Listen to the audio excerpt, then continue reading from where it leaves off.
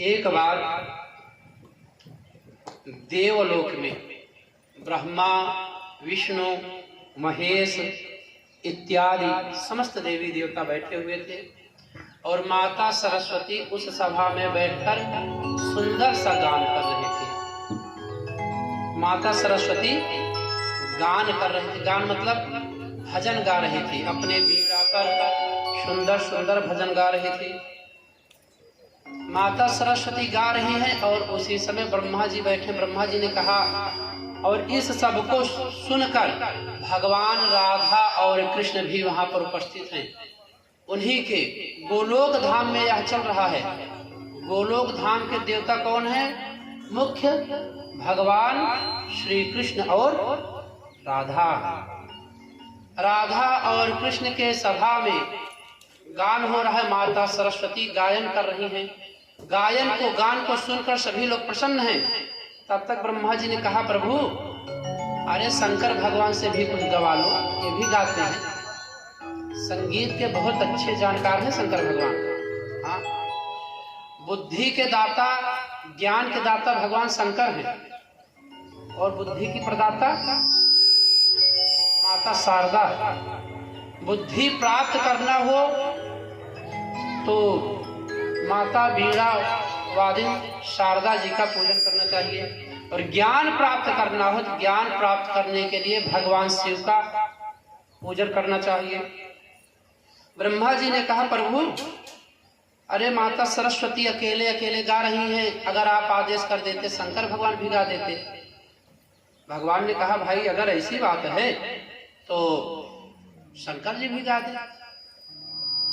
भगवान शंकर को आदेश हुआ। अरे शंकर भगवान गायन, वादन, नृत्य तीनों में एकदम निपुण है। कहा गया, नित्यावसान समय नटराज राज, ननाद भक्ता नव पंचवार। भगवान तांडव नृत्य करते हैं ना, इसीलिए हमको लग रहा है भगवान शिव का नाम पड़ गया नटराज और भगवान कृष्ण का नाम पड़ गया नटवर। दोनों नृत्य करते हैं। भगवान श्री कृष्ण नटवर हैं और भगवान शिव नटराज हैं। ब्रह्मा ने कहा, प्रभु माता सरस्वती गा रही इतनी देर से, मेरी इच्छा है कि आप अगर आदेश कर देते भगवान शंकर भी सुना देते काल भजन।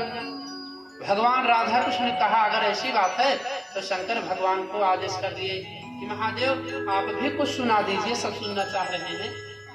भगवान शंकर गाना प्रारंभ किए। इस प्रकार से भगवान शंकर गाए कि सभी प्रफुल्लित हो गए, तो आंखें बंद हो गई। भजन को सुनते सुनते सभी मगन हो गए, एकदम मग्न ध्यानावस्था में पहुंच गए। तो नेत्र खोल रहे हैं तो देख क्या रहे हैं, जहां पर राधा कृष्ण बैठे हैं वहां पर तो है ही नहीं, वहां पर जल भर गया। जहां पर भगवान राधा कृष्ण, भगवान श्री कृष्ण और माता राधा जी बैठी थी, वहां पर जल हो गया। अब यह देख रहे हैं कहाँ गए ये दोनों। आकाशवाणी हो गई, अरे देवताओं चिंता मत करो, ये राधा कृष्ण ही द्रवित हो गए हैं, द्रव रूप में परिणित हो गए हैं। भगवान श्रीमन्नारायण, राधा जी द्रव बन गई, और द्रव बन गई तो आकाशवाणी ने कहा, ये राधा जी ही द्रव रूप में परिणित हो चुकी हैं। तो ये हुआ भी क्या हो, तो देखते ही देखते उस जल से एक सुंदर सी स्त्री प्रकट हो गई। ब्रह्मा जी ने क्या किया, उस जल को अपने कमंडल में ले लिया, कमंडल में रख लिए, और कमंडल में रखने के बाद देख रहे हैं कि स्त्री प्रकट हो गई। स्त्री ने कहा, मैं आपके कमंडल में नहीं रह पाऊंगी। तब भगवान श्री कृष्ण ने कहा, कहाँ रहना चाहती हो? उस स्त्री ने कहा, मैं आपके पदनख में विराजमान हो जाऊंगी, क्योंकि गंगा माता को यह डर है कि कहीं राधा जी को पता चल गया तो राधा जी रुष्ट हो जाएंगी। तो वही माता गंगा भगवान के पदनख में विराजमान हो गई। और आगे चलकर जब बलि के राज्य को भगवान नाप रहे थे तो ब्रह्मा जी दौड़कर भगवान के पदनख का प्रक्षालन कर लिए और गंगा जी को पुनः कमंडल में ले लिए थे। तो बताइए गंगा जी कौन? तो देवी भागवत में लिखा गया राधा जी स्वयं गंगा जी के रूप में परिणित हो गई। सूत जी बता रहे हैं, ऋषि ध्यान पूर्वक सुनो, गंगा जी की उत्पत्ति पृथ्वी पर कैसे हुआ। बता रहे हैं लक्ष्मी सरस्वती गंगा पृष्ठो भार्या हरे रपि प्रेमणा समहातास्तिष्ठन्ति सततं हरिसन्निधौ। श्रीमन नारायण ने बताया, व्यास जी बता रहे हैं राजन नारायण की कितनी पत्नी? तो देवी भागवत में लिखा गया लक्ष्मी सरस्वती गंगा। भगवान की कितनी पत्नी है? लक्ष्मी जी एक, सरस्वती जी दो और गंगा तीन। तो भगवान की तीन पत्नियां हैं। भगवान बैठे हैं और एक दिन तीनों पत्नियों के साथ भगवान विराजमान है अपने शेष शैया पर। तो क्या देख रहे हैं? गंगा कामातुर होकर प्रसन्न मुद्रा में होकर भगवान नारायण की तरफ देख रही हैं। बार बार भगवान नारायण के मुखमंडल को गंगा देख रही है तो सरस्वती को ईर्ष्या हो गया। भाई एक पत्नी हो ठीक है, लेकिन तीन तीन पत्नी है। तो सरस्वती को ईर्ष्या हो गया। सरस्वती ने गंगा के बाल को खींचा। यह सब तब भी चलता था। ईर्ष्या बस सरस्वती ने गंगा के केश को पकड़ लिया। अरे दुष्टे, हम दोनों भी यहीं पर बैठे हैं, लेकिन तेरा स्वभाव देख तू कैसे कर रहे हैं। तीनों लोगों में लड़ाई हो गया। वो उनका बाल पकड़कर खींचने लगी और सरस्वती गंगा का, गंगा सरस्वती का। भगवान बैठे बैठे मुस्कुरा रहे हैं, सोच रहे हैं इनके बीच में पड़ना उचित नहीं है। महिला के बीच में पुरुष का जाना वैसे भी वर्जित है। तो बचाने के लिए माता सरस्वती चली गई, ओ लक्ष्मी चली गई। लक्ष्मी जी शांत स्वभाव थी। लक्ष्मी जी बचाने गई तो कह रहे हे निर्लज्जे हे सकाम। सरस्वती कह रही गंगा को हे निर्लज्ज हे सकामे स्वामी गर्भम करोश किम। अरे तू मेरे पति के ऊपर अपना अधिकार कर रही है, तुझको लज्जा नहीं आ रहा है कि हम तीनों यहाँ पर बैठे हैं और तू मेरे पति के ऊपर अपना अधिकार कर रही है। एक दूसरे का बाल पकड़ ली है दोनों लोग और बाल पकड़े पकड़े वार्तालाप कर रही हैं। मान चूर्णम करिष्यामि अवाद्य हरि सन्निधो। बाहर नहीं, भगवान के सन्निध में रहकर यह हो रहा है। भगवान शेष शैया पर विराजमान है और उसी शेष शैया पर दोनों लोग लड़ रही हैं। बाल उखाड़ उखाड़ के लड़ रही हैं। ऐसे नहीं, माता सरस्वती गंगा का उखाड़ रही हैं और उनका खींच रही हैं। लिखा गया इत्येव मुक्त्वा गंगाया मुद्यता वारयामास तां पद्म मध्यदेशं समश्रिता। दोनों की लड़ाई को देखकर माता पद्मा अर्थात लक्ष्मी जी बीच में आ गई। अरे बहन छोड़ दो, अरे बहन छोड़ दो, छुड़ाने लगी। ससाप वाणिं तां पद्मं महाबलवती सती। तुरंत साप दे दिया। सरस्वती ने साप दे दिया सतीत्वमय। उन्होंने कहा हम दोनों लड़ रहे थे, तुमको बीच में आ गई। देखिए यही होता है दो लोगों की लड़ाई में। जब तीसरा जाता है ना, अक्सर सुनाई पड़ता हो तीसरे मार खा जाता है। सरस्वती गंगा के बीच बिचाव करने के लिए माता लक्ष्मी गई। सबसे पहले माता लक्ष्मी को साप मिल गया। सरस्वती ने साप दे दिया कि अब तुम वृक्ष बन जाओ, तुम नदी और वृक्ष बन जाओ। जाओ मैं तुम्हें साप देती हूँ, तुम वृक्ष बन जाओ। सरस्वती ने साप दे दिया। उसके बाद सरस्वती ने गंगा को भी हिसाब दे दिया, जाओ तुम्हारा पति वियोग होगा, तुम जाओ पृथ्वी पर। गंगा जी ने भी शाप को स्वीकार कर लिया और गंगा ने सरस्वती को शाप दिया कि तुम्हें भी मृत्यु लोक में जाना पड़ेगा, पापी लोग जहां निवास करेंगे वहां पर जाकर तुम्हें रहना पड़ेगा। तीनों लोग तीन प्रकार। लक्ष्मी जी को सरस्वती ने शाप दिया कि जाओ तुम वृक्ष बन जाओ, और गंगा जी को सरस्वती ने शाप दिया जाओ तुम पृथ्वी पर नदी बन जाओ, और वही गंगा जी ने सरस्वती को शाप दे दिया तुम भी जाओ पृथ्वी पर नदी बन जाओ। बताए तब भगवान को फिर बोलना पड़ा। भगवान ने कहा ऐसा है, सुनो, अब तीनों लोगों का हो गया, अब मैं बता रहा हूँ, अब तुम तीनों यहाँ चली जाओ। भगवान ने कहा सरस्वती को तुम एक अंश से मेरे पास में रहो और एक अंश से पृथ्वी पर जाओ और एक अंश से जाकर तुम ब्रह्मा जी के पास में रहो। माता लक्ष्मी को भगवान ने कहा लक्ष्मी तुम एक अंश से यहाँ पर रहो और दूसरे अंश से पृथ्वी पर जाकर तुलसी बन जाओ। गंगा को भगवान ने कहा कि गंगा एक अंश से तुम मेरे पदनक में विराजमान रहो, लेकिन दूसरे अंश से तुम पृथ्वी पर जाकर प्रवाहित रहो और पृथ्वी के प्राणियों का कल्याण को। लक्ष्मी तम कलया गच्छ धर्मध्वज गृहं शुभे। भगवान से लक्ष्मी जी ने हाथ जोड़कर कहा प्रभु अब आप बताओ हम कहाँ जाएं। तब भगवान ने कहा देवी तुम जाओ, एक राजा पृथ्वी पर हो गए धर्मध्वज, उन राजा के घर उनकी पुत्री के रूप में तुम बन जाओ और तुम्हारा विवाह शंखचूड़ से होगा। शंखचूड़ से होगा, तुम पातिव्रत धर्म का पालन करोगी। उस शंखचूड़ को मारने के लिए भगवान शिव आएंगे और मैं आकर तुम्हारे पातिव्रत धर्म को भ्रष्ट करूंगा। उसके बाद तुम पुनः स्वर्ग चली जाओगी, तुम मुझको सबसे प्रिय हो जाओगी। गंगा जी ने हाथ जोड़ा, कहा प्रभु अब आप बताइए हमारी क्या गति होगी, हम क्या करें। भगवान ने कहा नामना भागीरथी पूता भविष्यसि महीतले मंदसस्य समुद्रस्य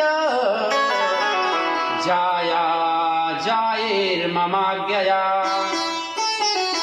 भगवान ने कहा गंगा तुम जाओ, पृथ्वी पर तुम्हारा एक विवाह शांतम से होगा और पूर्ण पति तुम्हारे सागर होंगे, सागर में जाकर तुम मिल जाओगी, इसलिए सागर पत्नी कही जाओगी। गंगा ने कहा प्रभु यह बताइए हम लोगों का उद्धार कैसे होगा, अब जा रहे हैं क्या हमेशा वहीं रहना पड़ेगा। अनुनय विनय तीनों लोग हाथ जोड़कर भगवान से कहने लगे प्रभु गलती हो गई क्षमा कर दो। तो भगवान ने कहा सुनो तुम्हारा कल्याण हो जाएगा।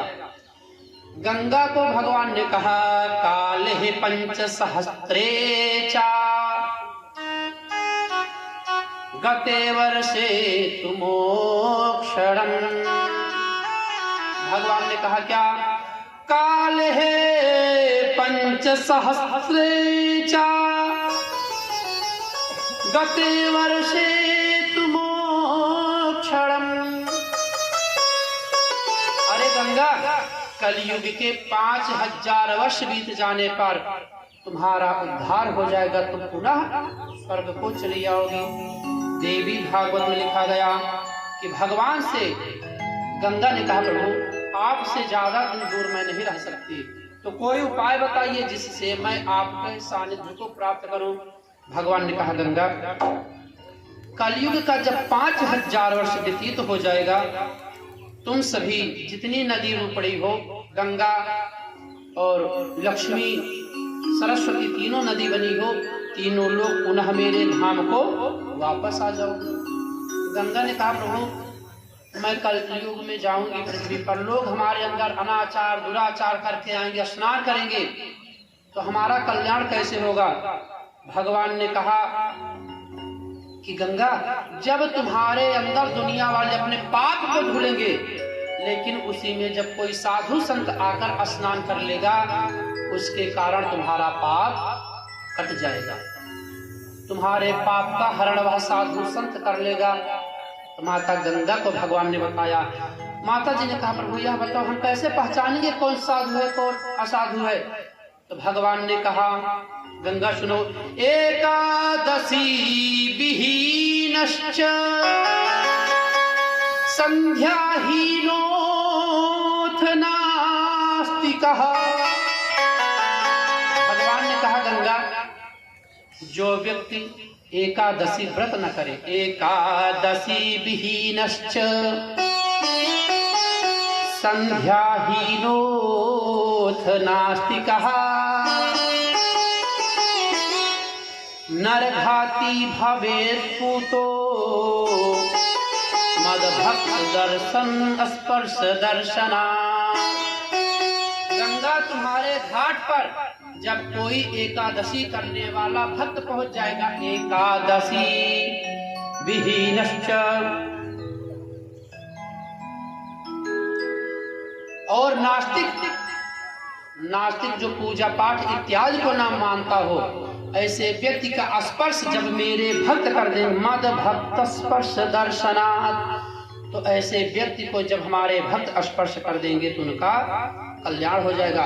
तुम अपने पाप की चिंता मत करो, तुम्हारा पाप तो मेरे भक्तों के स्नान मात्र से ही तुम निष्पाप हो जाओगी। जो दुनिया वाले अपना पाप तुम्हारे अंदर स्नान करके छोड़ेंगे, वह पाप मेरे भक्तों के स्नान मात्र से तुम निष्पाप हो जाओगे। भगवान ने कहा गंगा, तुम्हें कलयुग के 5000 वर्ष बीत जाने के बाद पुनः तुम स्वर्ग चली होगी तीनों देवी। इस प्रकार उन्हीं गंगा को श्राप हुआ। और इधर सूर्यवंश के एक राजा हुए अंशुमान के पुत्र कुल में ही आगे चलकर रोहित, दिलीप इत्यादि हुए। भगीरथ जो सगर के पुत्र हुए, 60,000 पुत्र सगर के पुत्रों के द्वारा ही सगर के पुत्रों को महाराज कपिल जी का शाप हो गया कि जाओ तुम भस्म हो जाओ। भस्म होने के बाद भगीरथ इत्यादि के प्रयास से गंगा जी स्वर्ग से पृथ्वी पर आई और उन्हीं गंगा के स्पर्श से सगर के 60,000 पुत्र मोक्ष को प्राप्त हुए। यह कारण गंगा जी का पृथ्वी पर आने का व्यास जी ने बताया कि सबसे पहले ये तीनों भगवान नारायण की भार्या थी और राधा जी के द्रव रूप में परिणित होने के कारण गंगा बन गई और भगवान के श्रीनख में समा गई। आज भैया कथा बहुत है, आज पूरा पुराण टूर कर देना है ना। तो 2 बार भगवती का पावन नाम क्या, जय जय गंगा महारानी, तोहार गुण कैसे बखानी।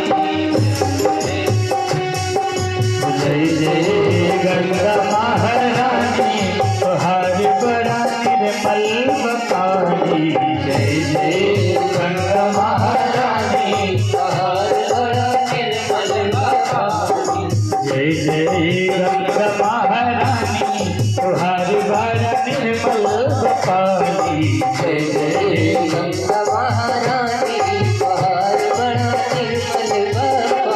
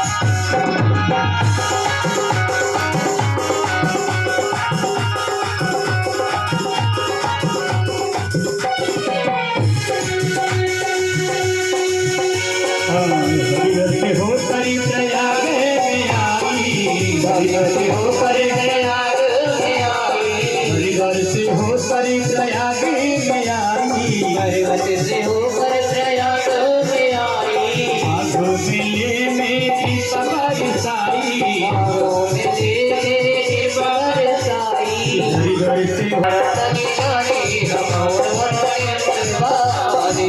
जय गंगा महारानी तुहारे बड़ा निर्मल बपानी, जय गंगा महारानी तुहारे बड़ा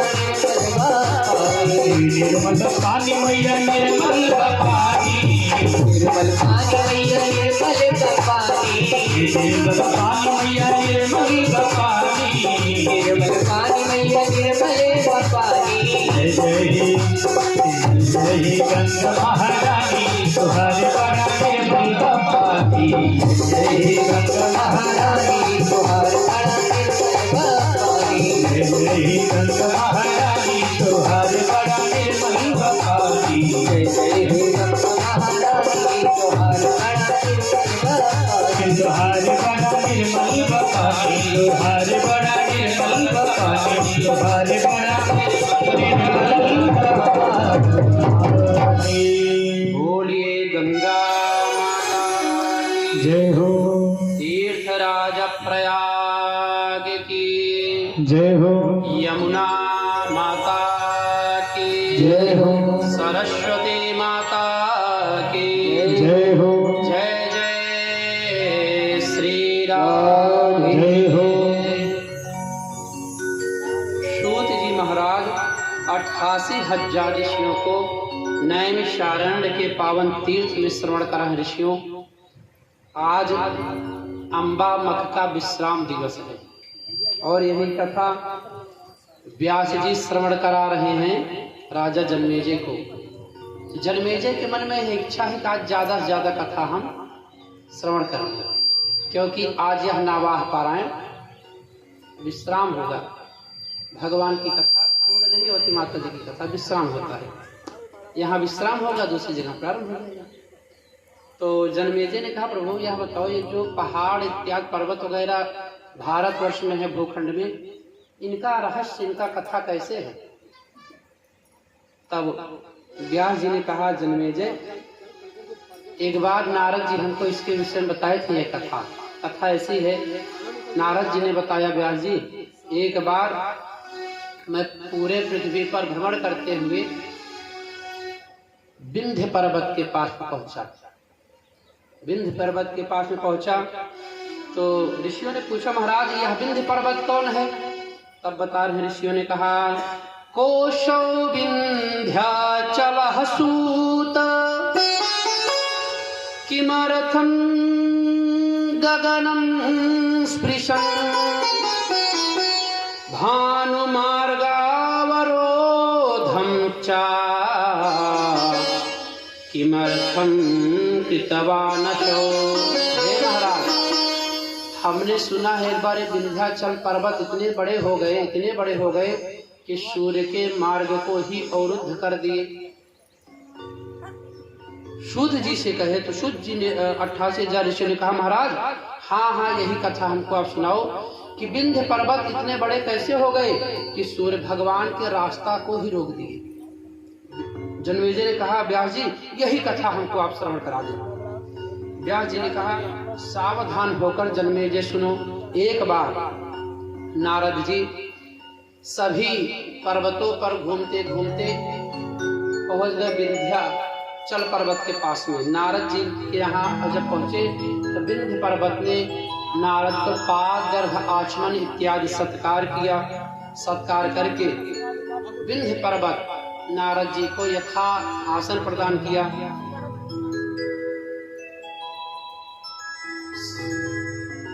सत्कार जब प्राप्त किए नारद जी, तो नारद जी से विंध्य पर्वत ने कहा कि देवर्षि आप कहाँ से आ रहे हो इस समय? तब नारद जी ने कहा, विंध्य पर्वत इस समय मैं सुमेर पर्वत पर गया था। सुमेर पर्वत सबसे ऊंचा शिखर है सभी पर्वतों में, उसने मेरा आवाभगत किया, वहां गए। सुमेर पर्वत पर विंध्य पर्वत विंध्याचल सभी देवी देवता सुमेर पर्वत पर हमेशा पूजा पाठ तपस्या ध्यान करते रहते हैं। इसलिए हमने देखा सुमेर पर्वत बहुत पूजनीय है। विंध्य पर्वत ने कहा महाराज इसके बाद कहाँ गए? तब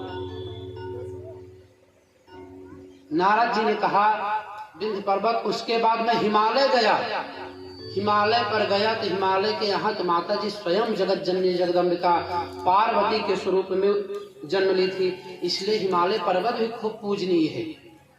इसके बाद मैं त्रिकूट पर गया और त्रिकूट पर्वत पर सभी साधु संत महात्मा तपस्या करते हैं त्रिकूट पर्वत के कंदराओं में जाकर, इसलिए राजन त्रिकूट पर्वत भी पूजनीय हो गया है। बताए महाराज मैं कैलाश पर भी गया। कैलाश तो इसलिए पूजनीय है, कैलाश पर भगवान शंकर स्वयं रहते हैं और मैं आपके यहाँ आ रहा हूँ तो आपके यहाँ देख रहा हूँ तो आपके यहाँ कोई देवी देवता कोई रहता ही नहीं। सबसे महान पर्वत इस समय भूखंड में हिमालय है। इतना कहकर नारद जी चले गए। जब नारद जी चले गए तो विंध्य पर्वत सोचने लगा कि मैं ही सबसे नीचे हूँ, हमारा सम्मान नहीं, बाकी जितने पर्वत हैं सबके ऊपर देवी देवता निवास करते हैं, पूजनीय हैं। तो विंध्य ने क्या किया? विंध्य अपने तपबल के कारण बढ़ने लगा।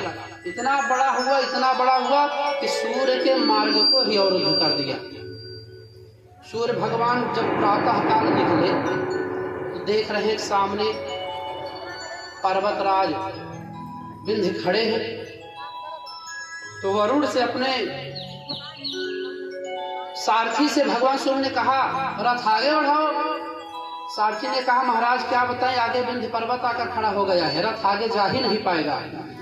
विंध्य ने विचार किया कि सब हमसे बड़े हैं, लेकिन मैं ऐसा करूंगा सूर्य हमको पार करके जा ही नहीं पाएंगे। अरे भाई बलवान वह भी है, सिर्फ कोई देवी देवता उसके ऊपर नहीं रहते हैं।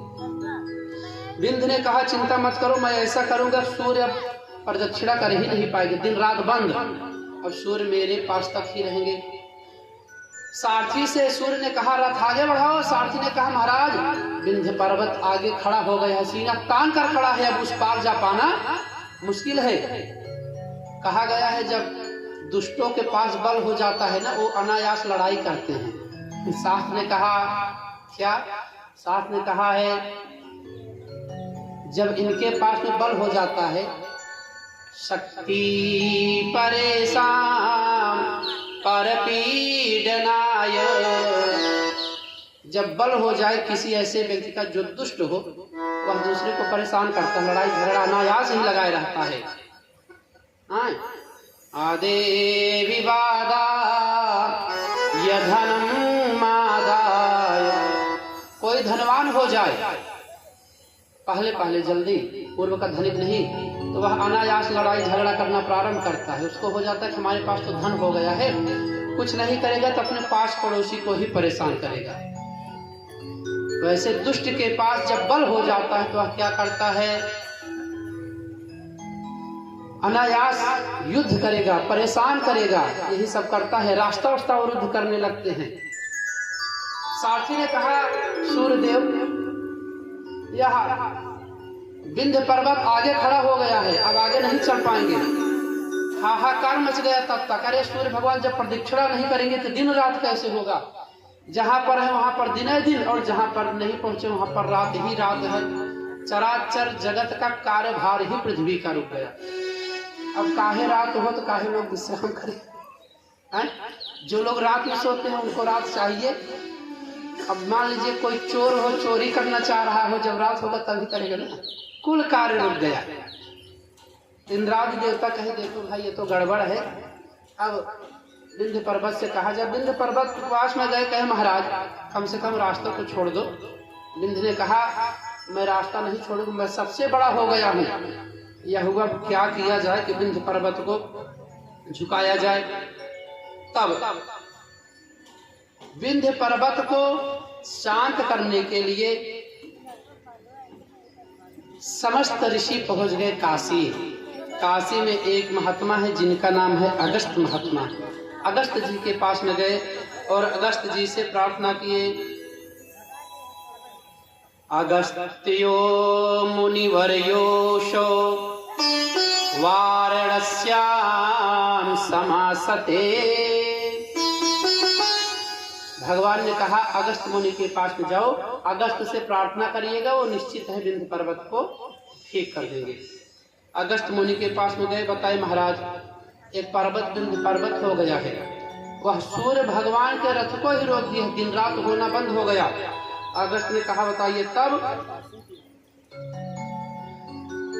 कहे महाराज कृपा करके उस विंध्य पर कृपा कर दीजिए, रास्ता कम से कम छोड़ दे। अगस्त ने कहा ठीक है। अगस्त मुनि गए और जाकर गंगा में स्नान किए। गंगा में स्नान करके भगवान काशी विश्वनाथ का दर्शन किए। दर्शन करके अगस्त जी लौट कर आए, काल भैरव सरकार का दर्शन किए। वहां से दर्शन करने के बाद विंध्याचल की तरफ बढ़े तो पहुंच गए विंध्य पर्वत के समक्ष। देख रहे हैं विंध्य पर्वत एकदम खड़ा है आकाश में। अब जब विंध्य पर्वत ने देखा अगस्त जी आ रहे हैं, अगस्त जी के क्रोध से विंध्य पर्वत परिचित है और दूर से ही अगस्त जी को देखकर विंध्य पर्वत प्रणाम करने लगा लेट कर, कहीं महाराज क्रोधित न हो जाए, साप दे दे। इसलिए अगस्त मुनि को देखकर विंध्य पर्वत प्रणाम करने लगा। महाराज मैं आपको प्रणाम करता हूं, लेट गया। शास्त्र ने बताया प्रणाम लेटकर ही किया जाता है।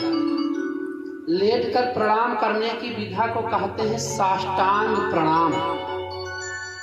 एक होता है दंडवत प्रणाम ना, माताओं के लिए शास्त्र ने बताया दंडवत प्रणाम करना चाहिए, लेटकर नहीं। माताओं के लिए शास्त्र ने बताया अपने आंचल या पल्लू को पकड़कर तब किसी अपने श्रेष्ठ का पैर, भगवान का पैर रखना चाहिए।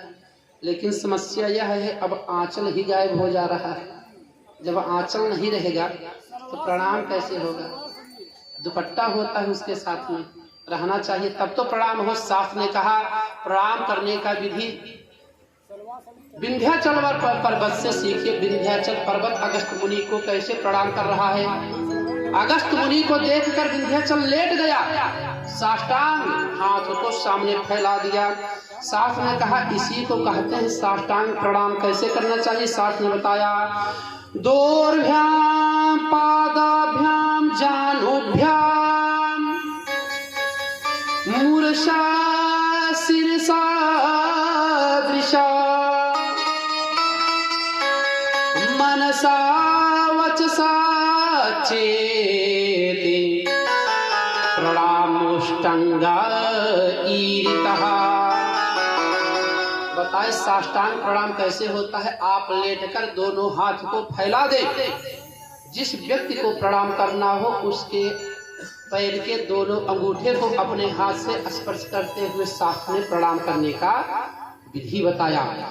इसको कहते हैं अष्टांग प्रणाम। शरीर का 8 अंग पृथ्वी से स्पर्श कर जाता है तो इसे अष्टांग प्रणाम कहा जाता है। माताओं के लिए दंडवत प्रणाम कहा गया है। सिर को झुकाकर आंचल या पल्लू को हाथ में लेकर दाहिने हाथ से प्रणाम करने की विधि को शास्त्र ने बताया। लेकिन हे भैया अब न प्रणाम ऊपर होता है न नीचे, प्रणाम बीचे में होने लगा। कहते हैं महाराज जींस इतना कसा है कि हम झुक ही नहीं पा रहे हैं तो कहाँ प्रणाम करेंगे। तो ठेहुना को प्रणाम करते हैं, इसी गांठ को, तो वैसे आशीर्वाद भी मिल जाता है ना। तो प्रणाम करने की विधि शास्त्र ने बताया। विंध्याचल पर्वत कैसे प्रणाम कर रहा है। अगस्त मुनि को दूर से देखा तो लेट गया पूरा। अगस्त मुनि उसके पास में पहुंचे। अगस्त मुनि पास में पहुंचे तो देख रहे हैं अगस्त मुनि को देखा दंडवत पतितो भूमो।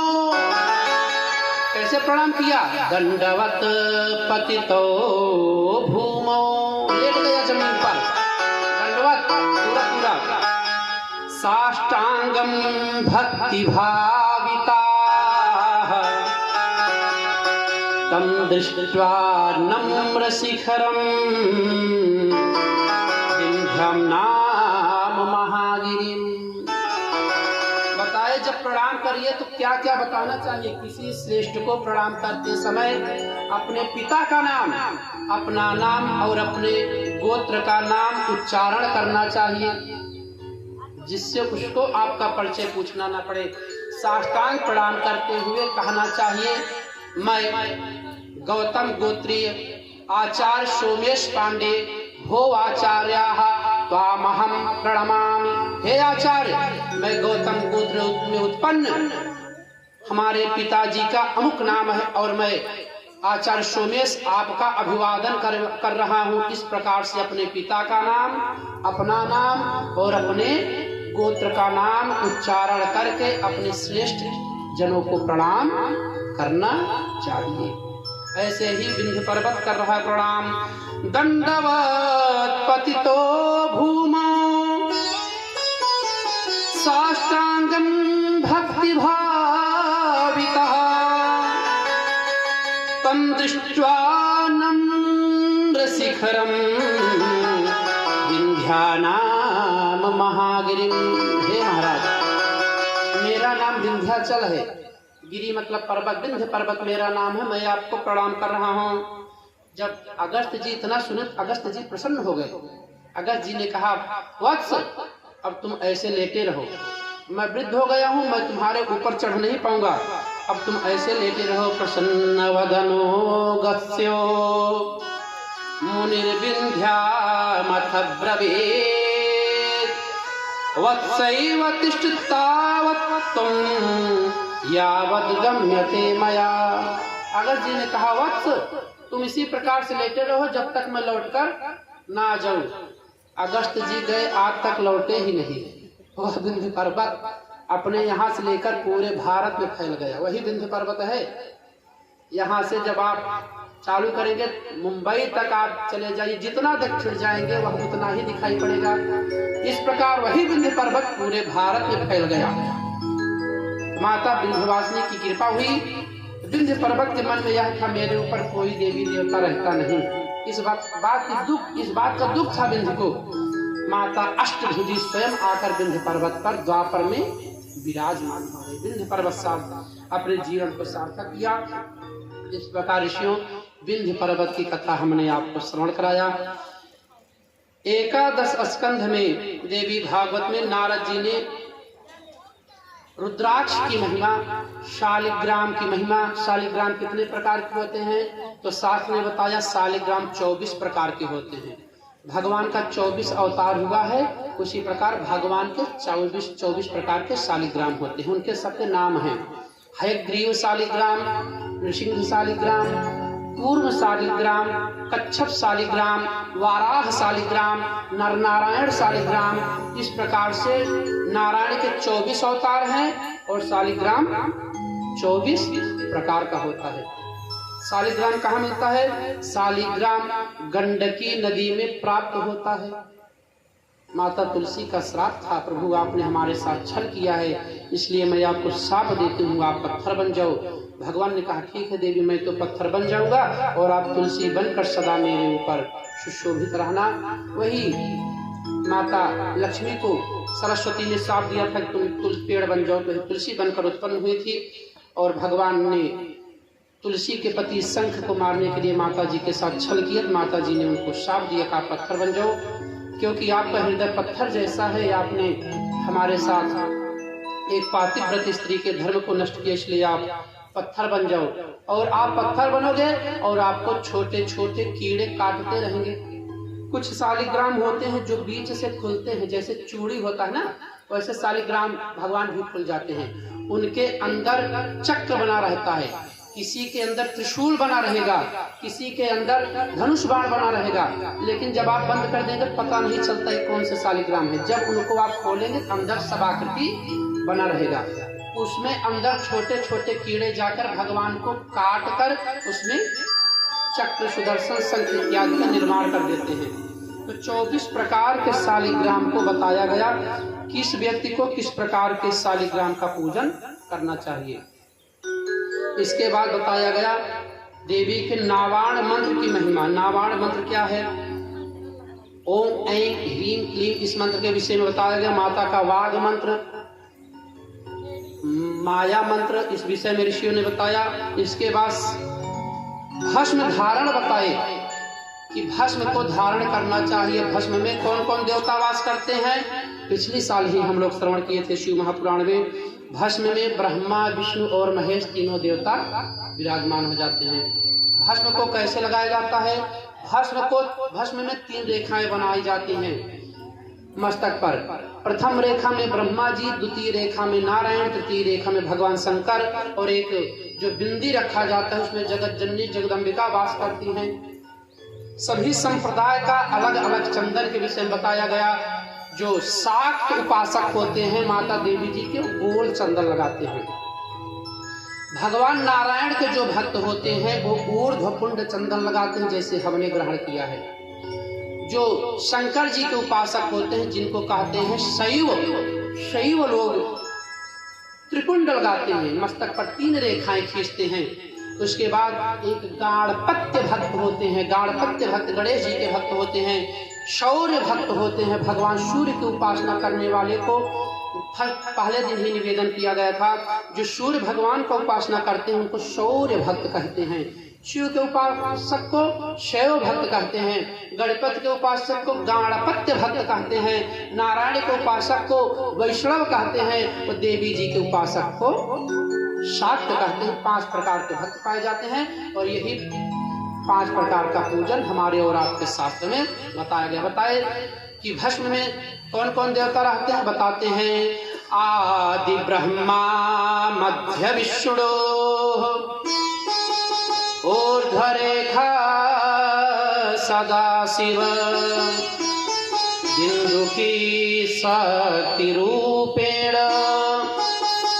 त्रिपुंड्रम धार्यते द्विजः। पहले रेखा में होते हैं ब्रह्मा जी, मध्य में होते हैं नारायण, और ऊपर वाली रेखा में होते हैं भगवान शिव। बिंदी में विराजमान होती है माता जगत जननी जगदम्बिका पराम्बा जगदम्बा दुर्गा जी। इस प्रकार से भस्म में 3 देवता के से शक्ति का निवास होता है। व्यास जी ने बहुत कुछ महिमा बताया, लेकिन सब बता पाना तो बहुत मुश्किल है, क्योंकि भस्म महिमा, त्रिपुंड महिमा, रुद्राक्ष महिमा बताया गया। रुद्राक्ष कितने प्रकार के होते हैं, शास्त्र ने बताया कि 14 प्रकार के मुख्य रुद्राक्ष होते हैं। सभी 14 प्रकार के जो रुद्राक्ष हैं, वो रुद्राक्ष सभी देवता का प्रतिनिधित्व करते हैं। किस व्यक्ति को कैसा रुद्राक्ष पहनना चाहिए, तो बताए कि ब्राह्मण, क्षत्रिय और वैश्य के लिए 4 प्रकार का रुद्राक्ष का वर्णन है। सबसे पहले श्वेत रुद्राक्ष, फिर कृष्ण रुद्राक्ष, पीत रुद्राक्ष और रक्तवर्ण का रुद्राक्ष। 4 प्रकार के रुद्राक्ष का वर्णन व्यास जी ने बताया, और 14 प्रकार का इनका मुख होता है, जिसमें सबसे पहले भगवान शिव, फिर द्वितीय रुद्राक्ष जो कहा जाता है गौरी शंकर का स्वरूप माना जाता है। इसको धारण करने का मंत्र है ओम ह्रीम नमः। तृतीय रुद्राक्ष माना जाता है, 3 मुख वाला रुद्राक्ष साक्षात गणेश जी का स्वरूप माना जाता है, इसका भी मंत्र है ओम ह्रीम नमः। ऐसे ही भगवान के एक पुत्र हैं कार्तिकेय, उनके नाम से भी एक रुद्राक्ष माना गया है। ब्रह्मा जी के नाम से और नारायण के नाम से भी रुद्राक्ष, 14 प्रकार के रुद्राक्ष का वर्णन है। यह सब भैया पिछले साल हम लोग श्रवण कर चुके हैं शिव महापुराण में। शिव महापुराण की कथा हम लोग श्रवण कर चुके थे। प्राणायाम का विधान बताइए, प्राणायाम कैसे किया जाए। प्राणायाम और मुख्य रूप से 12 स्कंध में बताया गया संध्या बंदन। संध्या क्या है? ब्राह्मण, क्षत्रिय और वैश्य के लिए संध्या अति आवश्यक है। गायत्री जी के उपासन को संध्या कहते हैं। जो यज्ञोपवीत धारक होते हैं उनको प्रातःकाल संध्या करना चाहिए। ब्राह्मण और क्षत्रिय गायत्री मंत्र जपते हैं, भगवान सूर्य को अर्घ दे करके गायत्री मंत्र जपते, इसी को कहते हैं संध्या। वैसे बताया गया सम्यक ध्यायन्ति परमात्मा सा संध्या, जिसको हम प्रतिदिन ध्यान करते हैं उसको कहते हैं संध्या। संध्या 3 प्रकार की होता है, प्रातःकालीन संध्या, माध्याह्नकालीन संध्या और सायंकालीन संध्या। तो बताए महाराज प्रातःकालीन संध्या कैसे हो, तो बताए प्रातःकालीन संध्या तब करना चाहिए क्या, जब सूर्य भगवान उदय न हो और आकाश में तारे दिख रहे हो, उसी समय प्रातःकालीन संध्या संपन्न कर देना चाहिए। श्लोक कहा गया है उत्तमः तारकोपेत मध्यमा लुप्तकारकः सबसे उत्तम संध्या कब? तो बताए उत्तमः तारकोपेता, जब प्रातः काल आकाश में तारे दिख रहे हो उस समय जो संध्या किया जाता है उसको उत्तम संध्या कहा जाता है। उत्तमः तारकोपेत मध्यमः लुप्त तारकः।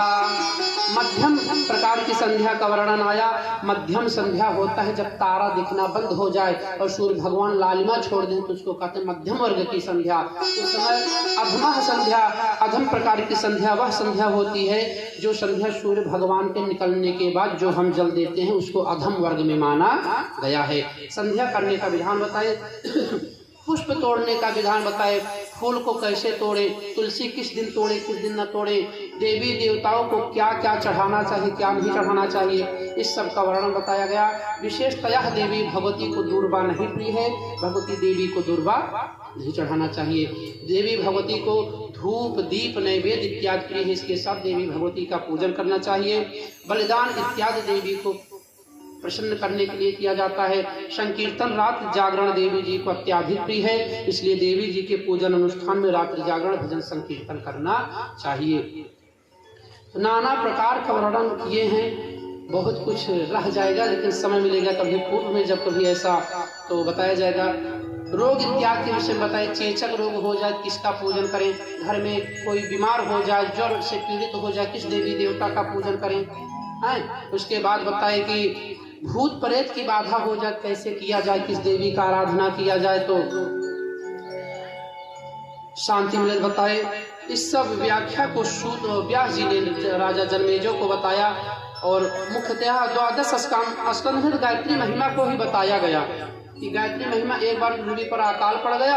अकाल इस प्रकार पड़ा कि चारों तरफ जल वृष्टि इत्यादि फल इत्यादि सब नष्ट हो गया। तब एक ऋषि हुए, गौतम ऋषि के पास में सभी देवी देवता गए, क्योंकि गौतम जी माता भगवती गायत्री के उपासक थे। उनके आश्रम पर किसी प्रकार का असर नहीं हुआ, तो जितने भी ऋषि साधु संत थे सब गौतम ऋषि के पास में गए। 100 योजन में गौतम ऋषि ने सभी को बसा दिया, सभी लोग यहाँ रहो और जब तक मेरे पास में धन इत्यादि है सब लोग आप यहाँ पर रहो, खाओ पियो, कोई समस्या नहीं है। लेकिन गौतम ऋषि के तब संध्या बंदन को देखकर ऋषियों में ईर्ष्या होने लगा। उन्होंने सोचा देखिए गौतम ऋषि का यश कितना स्वर्गलोक तक फैला है, पृथ्वी पर अकाल पड़ा हुआ है, लेकिन गौतम ऋषि के तप के कारण गौतम ऋषि को किसी चीज की कमी नहीं है। क्या किया, साथ वाले ऋषि ही जो वहाँ पर रहते थे उन्होंने ही गौतम ऋषि पर गौ हत्या का दोष लगवा दिया।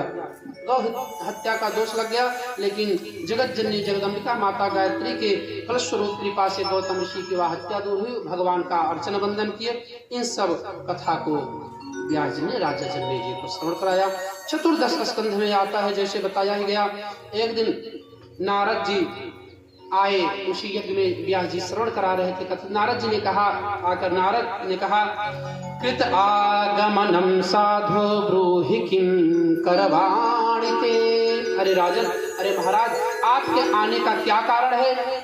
नारद जी ने कहा, राजन मेरे आने का कारण सुनो। मैं आज जब स्वर्ग लोक गया तो मैं देख क्या रहा हूँ, जो पिता तुम्हारे सर्प दंश के कारण नरक में पड़े हुए थे, आज तुम्हारे यह देवी नावाह यज्ञ पारायण करने के कारण आज हमने देखा क्या, विमान वरमारुह्य मणदीपम गतो भवत। अरे राजन, आज हमने स्वर्ग में क्या देखा कि जो पिताजी तुम्हारे सर्पदंश के कारण अकाल मृत्यु होने के कारण नरक में पड़े थे, वो पिताजी आज आपके देवी जी के मणिद्वीप धाम को प्रस्थान कर गए। हमको देखकर बड़ी प्रसन्नता हुई, वही बताने के लिए मैं तुम्हारे यज्ञ में चला। नारद जी ने बताया, देवी भागवतस्यास्य श्रवणोत्फलेन चा। राजन, इस प्रकार देवी भागवत की कथा श्रवण का फल यह है, तुम्हारे पिताजी नरक से देवी जी के मणिधाम को प्रस्थान कर गए। तो देवी भागवत का मुख्य सार यह निकला कि देवी जी का सबसे पहला अवतार है भगवान श्री कृष्ण का। बाल कृष्ण के अवतार में देवी भगवती जन्म ली थी और उन्हीं में ही सब कुछ समाहित हो गया। मणिद्वीप धाम का पुनः वर्णन आया कि राजा जन्मेजय और परीक्षित चले गए माता जी के मणिधाम, और इधर अब हम लोग भी श्रीमद् देवी भागवत के अंतिम श्लोक का पाठ करेंगे। सभी लोग बोलेंगे सुखासन में बैठकर, पलथी मारकर, हाथ जोड़कर, जैसे बताया गया कि देवी भागवत गायत्री मंत्र से प्रारंभ होकर गायत्री मंत्र पर ही जाकर विश्राम लिया। और 2 स्कंध देवी भागवत में है जो गायत्री जी के ही महिमा का गुणगान किए हैं ना। तो अंतिम श्लोक हम सभी लोग बोलेंगे क्या? सच्चिदानंद रूपां तां, सच्चिदानंद रूपां तां, गायत्री प्रतिपादितां, गायत्री प्रतिपादितां, नमामि हीमयीं देवीं, नमामि हीमयीं देवीं, धियो यो नः प्रचोदयात्, धियो यो नः प्रचोदयात्, धियो यो नः प्रचोदयात्, धियो यो नः प्रचोदयात्, धियो यो नः प्रचोदयात्। धियो यो नः प्रचोदयात्। तो अंतिम श्लोक का अर्थ आप जान लें। अंतिम श्लोक में प्रार्थना किया गया है कि हे माँ सच्चिदानंद स्वरूपणे ह्रीमयी भगवती, मैं आपको प्रणाम करता हूँ और आप हमारी बुद्धि को प्रेरणा प्रदान करें कि हमारी बुद्धि सदा सद्मार्ग पर लगा रहे, मेरी बुद्धि निर्मल रहे, मेरी बुद्धि में किसी प्रकार का दोष न आने पाए। इस प्रकार यह भागवत रूपी माता जी का विग्रह जो था माता जी को समर्पित करते हैं। तदीयं वस्तु गोविंदो तुभ्यमेव समर्पयेत् यहाँ श्लोको भूतः क्षीद परमेश्वर। आज 9 दिन से हम लोग माता जी की मंगलमय कथा को श्रवण कर रहे थे, और यह तो परम सौभाग्य है नीलकंठ धाम वाले लोगों का, जिनको कि प्रतिवर्ष देवी या नारायण से कोई न कोई कथा आपको बराबर श्रवण करने को मिलता रहता है। व्यक्ति एक कथा जीवन में नहीं करा पाता, लेकिन यहाँ पर हमने स्वयं से 7-8 कथाएं कर डाली हैं। उसके पूर्व या बीच में जो कथा हुआ उसको हम नहीं बता सकते, लेकिन यह सब भगवती ही करवाती है। प्रतिवर्ष कथा का आयोजन कर देना ये बहुत बड़ी बात है। एक कथा करना होता है तो व्यक्ति को सोचना पड़ता है कि कथा करना है, 2-3 साल पहले से व्यवस्था होता है, तब जाके कथा संपन्न होता है। लेकिन प्रतिवर्ष कथा हो रही है तो यह तो भगवती ही करवाती हैं। पिछले साल हम लोगों ने शिव महापुराण की कथा को श्रवण किया, 1-2 दिन नहीं 11 दिन श्रवण किए थे, और इस बार नावाह पारायण देवी जी का हमने श्रवण किया। करने कराने वाली तो भगवती ही है, माता जी करवाती हैं। और इसका श्रेय तो आपके छोटे अनुज सुरेंद्र मिश्रा जी को जाता है। उन्हीं की प्रेरणा से, माता जी की प्रेरणा से आप तैयार हो जाते हैं और कोई न कोई कथा। अभी एक दिन पूछ रहे थे महाराज कोई और कथा बच्ची को तो बताइए। हमने कहा कि कथाएं तो हो गई लगभग सब, क्योंकि मुख्यतया हमारे यहाँ के समाज में भागवत कथा, श्री राम कथा, शिव महापुराण और देवी जी का नावाह पारायण श्रीमद् देवी भागवत महापुराण होता है। और आज सुबह सुबह कह रहे हैं महाराज हम सोच रहे हैं आपके गुरु जी की कथा करवा दें। हम कहे हाँ भैया बिल्कुल गुरु जी की कथा होनी चाहिए। लेकिन बात भी हो गया गुरु जी से बात हो गई, जवाब पहुँचा हो गया।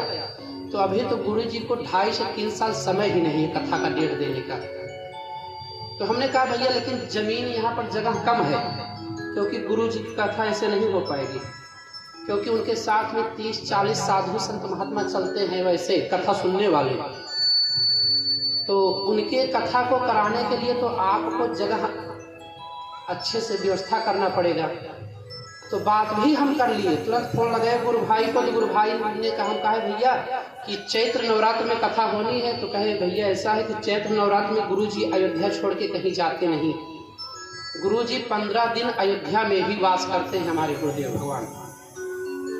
तो हम कहे तब कहे कि शारदीय नवरात्रि में डेट मिल सकता है, लेकिन अभी लगभग 2.5 से 3 साल गुरु जी डेट दे ही नहीं पाएंगे। लेकिन आप आ जाइए एक दिन तो बात हो जाए। हो सकता है कि खाली ही हो, लेकिन हमको लग रहा है गुरु जी की कथाएं फिक्स होंगी, क्योंकि इस समय भारत में नंबर 1 पर विद्वानों में उनकी गिनती है।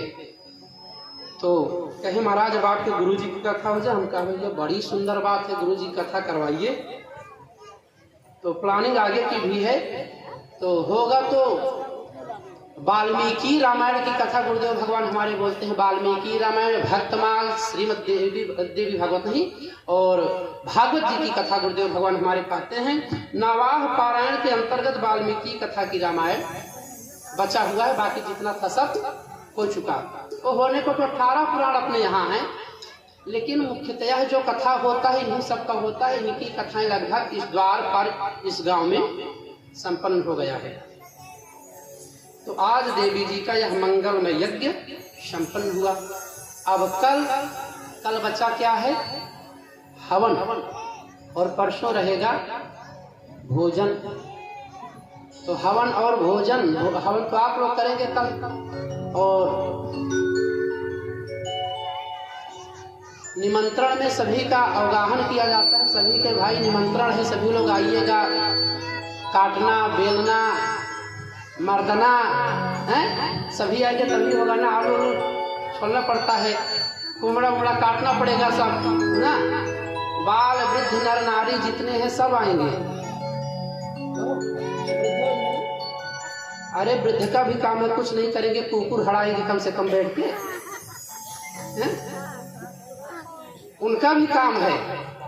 युवा लोग काम करेंगे, मान लीजिए भंडारी भी आ जाए, लेकिन वृद्ध लोग रहेंगे कम से कम बैठ के कुकुर उकुर इधर उधर करेंगे। उनका भी निमंत्रण है, सभी का निमंत्रण है जितने कथा सुनने वाले हैं, जहां तक आवाज जा रहा है।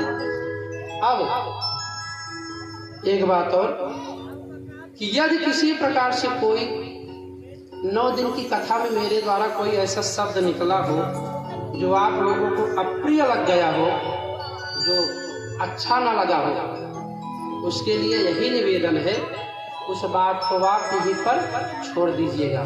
और जो भगवती की मंगलमय कथा आपको अच्छी लगी हो और जीवन में उतारने के लायक हो, उस बात को आप अपने जीवन में अवश्य उतारिएगा। क्योंकि सब कथाएं तो सुनने को मिल जाती हैं, लेकिन भगवती की कथा सुनने को नहीं मिलता। इसलिए जो भी हमारे द्वारा कहा गया वाक्य आपको बुरा लगा हो तो उसको आप सहज इसी मंच पर छोड़ दीजिएगा, हम उसे स्वीकार करेंगे। और जो भी आपको 9 दिन में भगवती की कथा में आपको अच्छी लगी हो उसको आप स्वीकार करके माता जी का प्रसाद मानकर उसको आप अपने जीवन में ग्रहण कर लीजिएगा। निश्चित है माता जी कल्याण कर देंगे। कहते हैं यह कथा वगैरह कहीं पर हो जाना अवश्य चाहिए।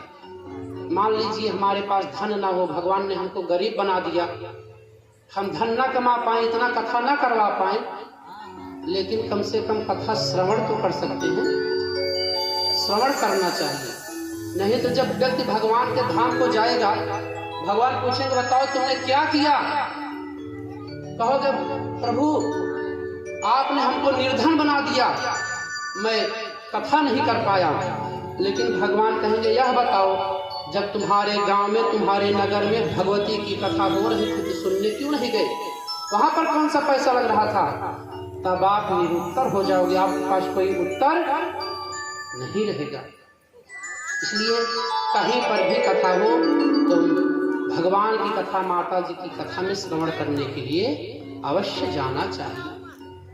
और भंडारा इत्यादि में सभी को मिलकर संपन्न कराना चाहिए। कायिक, वाचिक, मानसिक, कहते हैं बल के द्वारा, धन के द्वारा, जिस प्रकार से आप सहायता प्रदान कर सको उस प्रकार से करना चाहिए। मान लीजिए आपके पास में धन नहीं है, बल तो है, बल से आप भंडारे को सजा सकते हैं, भंडारे में सहयोग प्रदान कर सकते हैं। कहा गया किसी गांव में आग लग गया, आग इतना भयानक लग गया कि गांव धू धू करके जलने लगा। प्रचंड रूप से अग्नि ने गांव को अपने चपेट में ले लिया। सभी लोग खड़े होकर आग को देख रहे हैं, तो कोई बुझाने का प्रयास नहीं कर रहा। देख क्या रहे हैं गांव वाले? एक छोटी सी नन्ही सी जीव गौरैया जावे और जाकर अपने चोंच में जल भरे भरकर ले आकर उसी अग्नि पर छोड़ दे रही थी। खड़े खड़े लोगों ने कहा, अरे नन्ही सी जान गौरैया, तेरे एक बूंद चोच के जल से यह आग बुझने वाला नहीं है। गौरैया ने क्या उत्तर दिया? गौरैया ने कहा, मैं जानती हूं मेरे चोच के एक बूंद जल से यह अग्नि बुझेगी नहीं, लेकिन इस गांव का जब इतिहास लिखा जाएगा और जब परमात्मा मुझसे पूछेंगे तो मुझको खड़े होकर देखने वालों में नहीं, मेरा नाम आग बुझाने वालों की लिस्ट में लिखा जाएगा। गौरैया ने बताया, उसी प्रकार भगवान की कथा में, अनुष्ठान में, पूजा पाठ में हर प्रकार से, जिस प्रकार से हम योग्य हैं उस प्रकार से सहायता करना चाहिए। इसी के साथ वाणी को विराम। श्री राधे श्री श्याम। बोलिए जगत जननी जगदम्बा की जय हो, पराम्बा भवानी की जय हो, वैष्णवी माता की जय हो, मणिधाम निवासनी माता की जय हो, सताक्षी माता की जय हो, कुलदेवी की जय हो, राम देवी की जय हो, स्थान देवता की जय हो, मित्र देवता की जय हो, नीलकंठ धाम की जय हो। जय जय श्री राधे। आइए और भगवान का माता जी का पावन नाम क्या? मैहर वाली दुर्गा भवानी, माई हऊ तू जग कल्याणी, हम हूप कैदा नजरिया, आइल तोहरी दुआरिया। हे मैया आइल तोहरी दुआरिया, आइल तोहरी दुआरिया।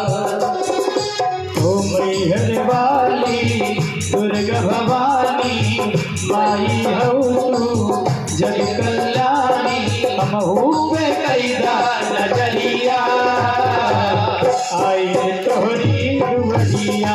ओ मैया आइल तोहरी दुआरिया, ओ मैया आइल तोहरी दुआरिया। हरि बोल।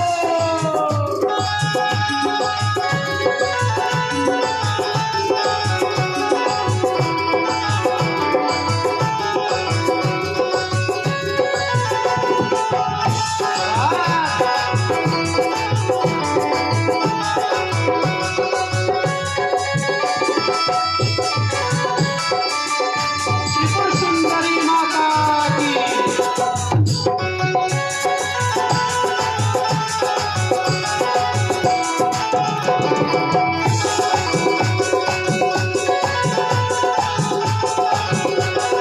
जय हो,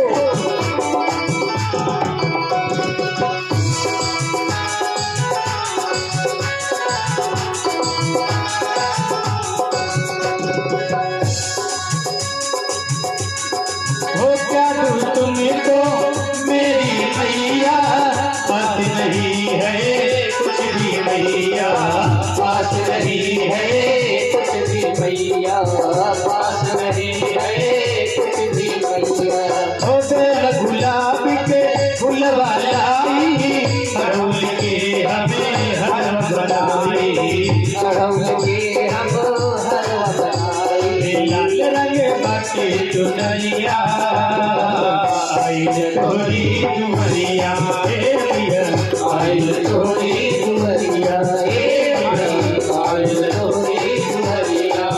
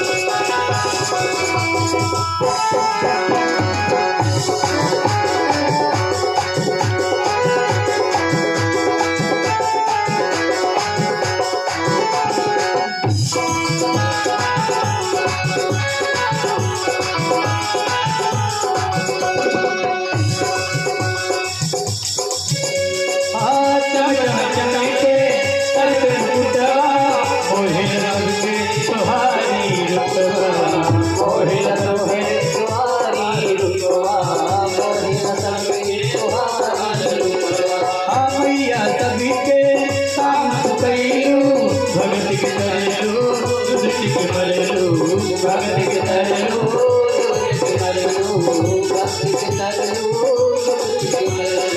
आइल है तोरी दुवरिया तेज तुम हो नजरिया हे मिया तेज तुम हो नजरिया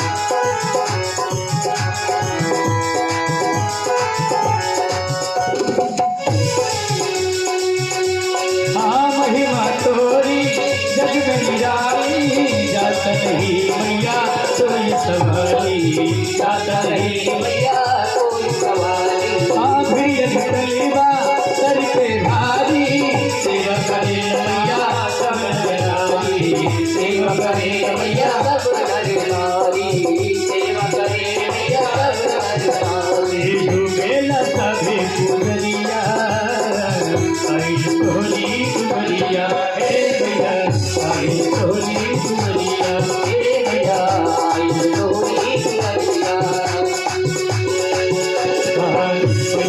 दुर्गा भवानी माई हो तू जग कल्याणी हम हो पकड़ा नजरिया आई तोरी दुवरिया हे भैया आई तोरी दुवरिया हे भैया आई तोरी दुवरिया हे भैया आई तोरी दुवरिया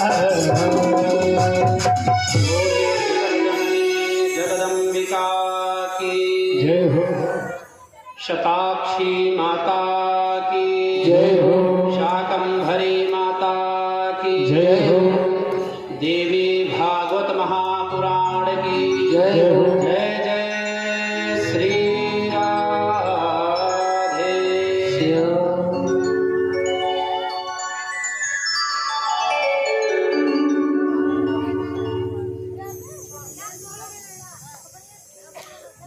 राम। सभी लोग अपने अपने स्थान पर खड़े हो जाएंगे।